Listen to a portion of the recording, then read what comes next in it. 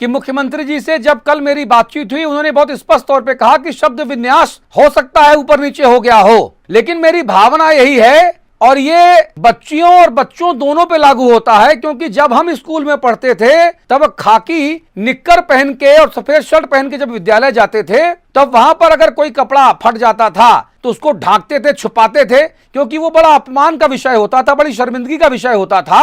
और आज मैं हैरान हूं कि नई नई जीन्स को भी लड़के और लड़कियां कैंची से काट के और उसको आधा और तिरछा फाड़ के पहनते हैं।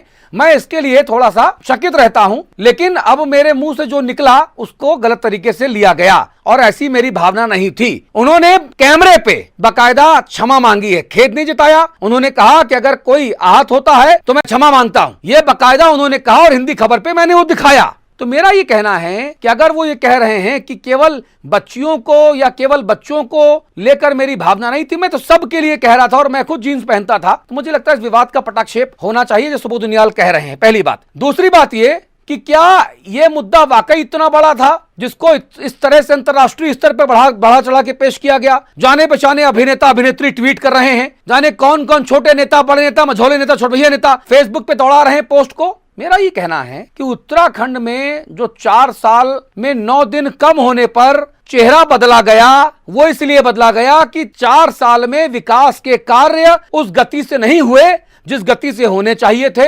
दोस्त कम बने, दुश्मन ज्यादा बने। अपने खुद के विधायक बीजेपी के नाराज थे मुख्यमंत्री से, पूर्व मुख्यमंत्री से। साधु संत नाराज थे, नौजवान महिलाएं नाराज थे, पत्रकार नाराज थे, आईएएस ऑफिसर और जो पीसीएस ऑफिसर हैं उनमें ठनी हुई थी। मुख्यमंत्री कुंभ का इंतजाम ठीक से नहीं करा पाए, भ्रष्टाचार दलाली चरम पे थी। जो मुख्यमंत्री का 28 निजी स्टाफ के लोग थे, 2-2 लाख रुपए की तनख्वाह वाले, वो मलाई चाप रहे थे, इसीलिए उन्हें हटाया गया और नया चेहरा लेकर आया गया। और इस नए चेहरे को इन सब चीजों से बचना चाहिए था। ये मैं आप सबकी राय से सहमत हूं। इस तरह के गैर जरूरी बयान देने की जरूरत नहीं थी। आपके पास कम वक्त है, विकास के काम ज्यादा करने हैं, आपको पिछली सरकार के जो गड्ढे हैं उन गड्ढों को भरना है, उसके बाद इमारत तैयार करनी है चुनाव के पहले, और हम इस तरह के बयान दे रहे हैं। मेरा स्पष्ट संपादकीय पक्ष है कि इस तरह के गैर जरूरी बयानों से तीरथ सिंह रावत जी को बचना चाहिए और उत्तराखंड के विकास की इस यात्रा में आपको, हमको, इन सबको साथ लेकर यह दिखाना चाहिए